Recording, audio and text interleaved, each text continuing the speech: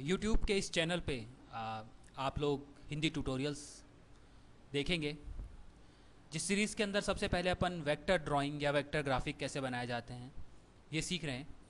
जिस सॉफ्टवेयर को हम सीख रहे हैं उसका नाम है ड्रॉ प्लस, वर्जन है X5, शेरिफ कंपनी का सॉफ्टवेयर है ये। जैसे ही आप सॉफ्टवेयर को ओपन करेंगे तो कुछ ऐसा व्यू दिखेगा, जिसमें सबसे पहले हम डिस्कस करते हैं वेलकम स्क्रीन पे, जो कि आपको यहाँ पे दिख रही है। वेलकम स्क्रीन को 3 पार्ट के अंदर डिवाइड किया गया है: क्रिएट, ओपन, लर्न। इन 3 पार्ट को थोड़ा सा एक्सप्लोर कर लेते हैं। आप लर्न मेथड पे जाते हैं तो यहाँ पे आपको देखिए अलग अलग चीज़ें दिख रही है: quick shape cartooning, pen pencil drawing या क्विक स्टार्ट। जैसे ही आप किसी एक सीरीज़ के ऊपर क्लिक करेंगे, इस प्ले बटन पे क्लिक करेंगे, तो ये आपको ड्रॉ प्लस की वेबसाइट पे ले जाएगा, जहाँ पे कि आपको टेक्स्ट ट्यूटोरियल्स मिलेंगे, इमेजेस दिखेंगी। इस सीरीज़ में आप वीडियो ट्यूटोरियल्स पढ़ रहे हैं। अपन सेकंड टैब पे मूव करते हैं, जिसे अपन बोलते हैं ओपन। ओपन में लास्ट जो भी फाइल आपने ओपन करी है, या आप लास्ट जिस फाइल पे वर्किंग कर रहे थे इससे पहले, वो फाइल्स आपको यहाँ पे दिखेगी। किसी फाइल पे अपना काम अधूरा रह गया है, अपन ने इस फाइल पे काम किया, फिर हम कहीं चले गए या कुछ भी ऐसा हुआ और अब हम इस पर दोबारा से काम करना चाह रहे हैं, तो हम इस फाइल को यहाँ से ओपन कर सकते हैं। नहीं तो आपको ओपन टैब मिलता है, जहाँ पे ओपन लिखा हुआ है, ब्राउज का साइन बना हुआ, आप क्लिक करोगे तो आपको माई कंप्यूटर की विंडो मिल जाती है, जिससे आप माई कंप्यूटर पे जा सकते हैं, डेस्कटॉप पे जा सकते हैं, जहाँ भी आपने अपना फोल्डर रखा हुआ है आप उस जगह पे जाके अपनी फ़ाइल को सेलेक्ट करके ओपन कर सकते हैं। अभी हम आते हैं फर्स्ट स्टेप के ऊपर, जो है क्रिएट।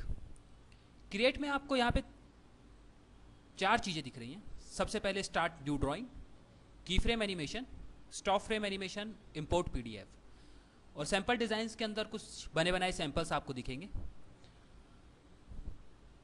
सॉफ्टवेयर 4 हिस्सों में बटा हुआ है, जैसा देख रहे हैं आप, एक ड्राइंग के लिए, 2 एनिमेशन के लिए और एक पीडीएफ इंपोर्ट करते हैं तो उसके लिए। अगर आप स्टार्ट न्यू ड्राइंग पे क्लिक करेंगे तो एक नई विंडो खुलेगी, जिससे आप A4 साइज़ या जो भी आपको अपना पेपर साइज़ लेना है वो ले सकते हैं। अगर मैं ऐसा नहीं करता हूँ और मैं की फ्रेम एनिमेशन पे लेता हूँ तो की फ्रेम एनिमेशन से रिलेटेड प्रीसेट्स खुलेंगे, और मैं स्टॉप फ्रेम एनिमेशन लेता हूँ तो उससे रिलेटेड प्रीसेट्स खुलेंगे। आगे चल के हम इन सभी चीज़ों को देखेंगे। आज हम स्टार्ट न्यू ड्राइंग के ऊपर क्लिक करते हैं। आप चाहते हैं कि वेलकम स्क्रीन जब भी आप सॉफ्टवेयर खोलें तो हर बार नहीं आए, तो don't show this wizard again पे आप क्लिक कर सकते हैं। अगली बार जब आप सॉफ्टवेयर को काम करने के लिए ओपन करेंगे तो ये स्क्रीन नहीं आएगी। Ctrl+N करके आप अपनी न्यू फाइल लेंगे और आपको ये ऑप्शन मिल जाएगा डायरेक्टली। मुझे ये वेलकम स्क्रीन सही लगती है, इसलिए मैं इसको don't show this wizard again पे क्लिक नहीं कर रहा हूँ। यहाँ पे वर्क स्पेस मिलता है। ये वर्क स्पेस क्या करता है अपन आगे की क्लास के अंदर देखेंगे। सबसे पहले अपन स्टार्ट न्यू ड्राइंग पे क्लिक करते हैं। देखिए यहाँ पे कुछ बने बनाए प्रीसेट्स हैं, जिन्हें मैं मिनिमाइज़ कर रहा हूँ एक बार। जैसे आप टेक्निकल ड्राइंग में जाते हैं तो कुछ टेक्निकल ड्राइंग के प्रीसेट्स आपको मिलेंगे। आप लार्ज पब्लिकेशन में जाते हैं तो 2 sheet banner, 3 sheet banner, large portrait poster. Regular में जाते हैं तो अपने जो A3, A4 साइज़ जो आप फोटो कॉपी कराते हैं, जो उनके पेपर साइज़ होती है 8 इंच बाई 12 इंच, ये आपको मिलेगी। तो हम यहाँ से A4 साइज़ पेपर लेते हैं फ़िलहाल आज की क्लास के लिए। जनरली हमारा ऐड कितने बाई कितने इंच का है या कितने बाई कितने सेंटीमीटर का है, उस पर डिपेंड करता है अपनी साइजिंग। अगर हमें साइज़ अपनी इच्छा से लेनी हो तो देखिए सबसे पहले हम यहाँ से यूनिट डिसाइड कर लेते हैं कि हमें इंचेस में चाहिए, सेंटीमीटर में चाहिए, कॉलम्स, पिक्सल्स, जो भी हम लेना चाहते हैं। फिर यहाँ पे हमारी पेपर साइज़ है। अगर हम यहाँ पे अपनी पेपर साइज़ में जो डिफ़ॉल्ट पेपर साइज़ है वो आप ले लेंगे। फ़िलहाल हम A4 ले लेते हैं। यहाँ पे आप विड्थ और हाइट खुद भी डिफ़ाइन करा सकते हैं। जैसा मैंने आपको बताया कि आपको 4 बाई 4 इंच का एक ऐड बनाना है या कोई ग्राफिक बनाना है, तो आप यहाँ पे 4 बाई 4 इंच का एक एडवर्टीज़मेंट के लिए साइज़ ले सकते हैं। पेज ओरिएंटेशन के अंदर 2 तरीके के ओरिएंटेशन है, पोर्ट्रेट और लैंडस्केप। इसी ट्यूटोरियल में आप देखेंगे कि पोर्ट्रेट और लैंडस्केप क्या होते हैं। फोल्डिंग सेक्शन हम थोड़ा आगे चल के देखेंगे। मार्जिन्स किसे कहते हैं ये हम आगे पढ़ेंगे। कलर थ्योरी की एक अलग सेशन है पूरा, जिसमें आपको ग्रेडियंट कलर और RGB कलर, CMY के कलर्स में क्या डिफरेंस होता है, कहाँ कैसे यूज़ लिए जाते हैं, वो बताए जाएंगे। आज हम RGB सेक्शन को लेके चलते हैं और हम ओके प्रेस करते हैं। जैसे ही आप ओके प्रेस करेंगे तो आपको स्क्रीन पे जो वाइट कलर का एरिया दिख रहा है, ये वाइट कलर का एरिया वो है जिस पे हम काम करेंगे। ये अपनी फ़ाइल है। जो आपको ब्लू कलर का एरिया दिख रहा है ये वो एरिया है जो 100% प्रिंट होगा विथ मार्जिन। मार्जिन एरिया हमने यहाँ छोड़ा हुआ है। क्या होते हैं मार्जिन, अपन आगे की क्लास में डिस्कस करेंगे। जो ये ग्रे कलर का एरिया दिख रहा है, आप इसको फ्री स्पेस कह सकते हैं। ये हमारा टाइटल बार है जहाँ मेरा माउस इंडिकेट कर रहा है। यह आपकी ड्राइंग 2 जो है, यह आपकी फाइल का नाम है। ये मेन्यू बार हैं जिनके अंदर कुछ कमांड्स होते हैं जिनको हम आगे की क्लासेस के अंदर देखेंगे। ये स्टैंडर्ड टूल बार है जिसमें न्यू, ओपन, सेव कुछ इस तरीके की कमांड्स रहती हैं। और ये प्रॉपर्टी इंस्ट्रक्टर है जिसके अंदर कि हम जैसे ही कोई भी टूल लेते हैं तो उस टूल से रिलेटेड उसकी प्रॉपर्टीज़ यहाँ पे हाईलाइट हो जाती है। यहाँ पे जब हम इस पैनल्स के अंदर देख रहे हैं तो हमारे पास टूल बार है, ये हमारे पास प्रॉपर्टीज़ है। यहाँ पे कलर, स्विचेस और styles, brush, galleries, arrange, transform, align, काफ़ी सारी विंडोज़ हमें दिख रही हैं जिनका कि हम कैसे वर्किंग करते हैं ये हम आगे की क्लासेस के अंदर देखेंगे। आज हम सिर्फ सॉफ्टवेयर का ओवरव्यू देख रहे हैं कि किस तरीके से हम सॉफ्टवेयर पे काम कर सकते हैं। जब आप सॉफ्टवेयर में इस जगह पे देखते हैं तो यहाँ पे लिखा आ रहा है प्रेस F1 फॉर हेल्प, आप हेल्प ले सकते हैं। और जब आप हेल्प नहीं ले रहे हैं तो देखिए वहीं पे आपको लिखा हुआ मिल रहा है click to select, drag to marquee, control drag to move और कॉपी।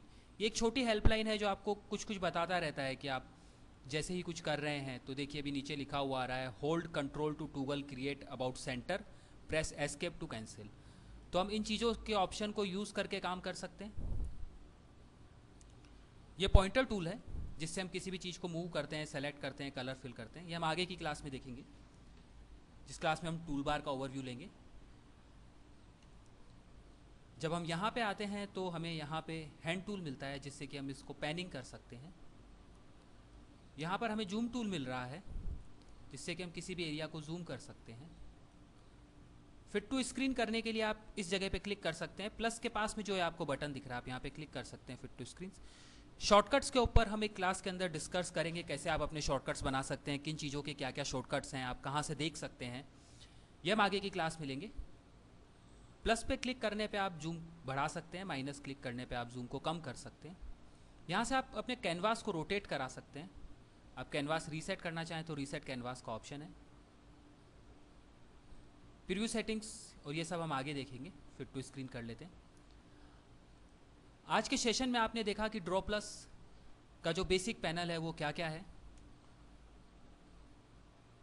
एक टूल को हम कंप्लीट करते हुए कल आगे के टूल्स पे बढ़ेंगे हमारे अगले ट्यूटोरियल सेक्शन के अंदर। आज हम कलर मेथड थोड़ा सा देखते हैं कि किस तरीके से कलर मेथड किया जा सकता है। अभी आप यहाँ पे देखेंगे तो स्नैपिंग नाम से एक ऑप्शन है, मैं इस स्नैपिंग को ऑफ कर देता हूँ। स्नैपिंग क्या काम आती है ये दूसरे या तीसरे सेशन के अंदर सीख जाएंगे कि स्नैपिंग किस तरीके से यूज़ की जाती है। आपने ऑब्जेक्ट को बनाया तो आप इस पॉइंटर टूल से ऑब्जेक्ट को कहीं पे भी मूव करा सकते हैं। जो ये छोटे छोटे पॉइंट्स आपको दिख रहे हैं इसके चारों तरफ, ये पॉइंट्स ट्रांसफॉर्म करने के लिए आप इसे छोटा और बड़ा कर सकते हैं। और देखिए अगर आप शिफ्ट की प्रेस करेंगे तो वो इक्वल ट्रांसफॉर्म होगा, और अगर आप ऑल्ट की प्रेस करेंगे तो सेंटर से ट्रांसफॉर्म होगा। आप ये चीज़ चाहें तो नीचे पढ़ भी सकते हैं, यहाँ पे लिखा हुआ आएगा। जैसे आप इस सॉफ्टवेयर के ऊपर आप इसको ड्रॉ करेंगे तो नीचे लिखा हुआ आ रहा है hold control to toggle resize about the center, shift to aspect radio. आइए अब देखते हैं इसमें हम कलरिंग कैसे कर सकते हैं। इस ऑब्जेक्ट को हम दो भागों में विभाजित कर सकते हैं या हम इसको दो भागों में डिवाइड कर सकते हैं। पहला सेक्शन है इसकी आउटलाइन और दूसरा सेक्शन है इसके अंदर का एरिया। तो हम देखते हैं यहाँ पे हमें दो सेक्शन मिलेंगे कलर के अंदर। इस सेक्शन से हम लाइन के अंदर कलर दे सकते हैं और इस सेक्शन से हम अंदर कलर देंगे। लाइन में कलर देने के लिए आप सिंपल इस सेक्शन के लाइन एरिया को सेलेक्ट करिए और इस कलर व्हील में जहाँ पे भी आप इस कलर को लेके जाएंगे, जैसे मैं इसको येलो कलर के मोड पे ले आया या रेड कलर में मैं इसको ले आया। इसके बाद यहाँ से रेड कलर कितना चाहिए, ब्लैक वाइट मिक्स होता हुआ, यहाँ पे मैं आके मेरी साइज़ बढ़ा देता हूँ लाइन की। तो आपको देखिए दिखेगा कि लाइन के अंदर ये कलर आ गया है, आउटलाइन के अंदर बेसिकली। अगर मैं अंदर के एरिया में कलर फिल करना चाहता हूँ तो मैं इस फिल ऑप्शन पे क्लिक करूँगा और जैसे ही मैं किसी भी कलर रेंज पे जाऊँगा तो एरिया अंदर की तरफ आएगा। ट्रांसपेरेंट करने के लिए आप इसको सेलेक्ट करिए और यहाँ ट्रांसपेरेंसी पे क्लिक करिए। ऑब्जेक्ट के अंदर जो कलर था वो फिल नहीं रहेगा। वापस आउटलाइन नहीं चाहिए तो आउटलाइन को आप ट्रांसपेरेंट कर सकते हैं। जैसा मैंने बताया आपको, ये छोटा और बड़ा करने के लिए काम आते हैं ये पॉइंट्स। उसी तरीके से आप इसको यहाँ से रोटेट भी कर सकते हैं। और यदि आप शिफ्ट प्रेस कर लेते हैं तो 15 डिग्री के एंगल पे घूमेगा। आप स्क्रीन पे देखेंगे तो ऑब्जेक्ट के सेंटर में अभी 00 लिखा हुआ है, 15 डिग्री हो गया है, 30 डिग्री हो गया है। तो आप एंगल टू एंगल मूव करना चाहते हैं तो आप शिफ्ट की का यूज़ कर सकते हैं। नेक्स्ट सेशन के अंदर हम जो क्विक शेप की जो आपको ये ऑब्जेक्ट्स दिख रहे हैं, इन ऑब्जेक्ट्स की प्रॉपर्टीज़, इन ऑब्जेक्ट्स को कैसे यूज़ में लेते हैं, उसका बेसिक ओवरव्यू देखेंगे। उससे अगले सेशन में हम इससे कुछ बनाना सीखेंगे। आज के सेशन के लिए थैंक्स।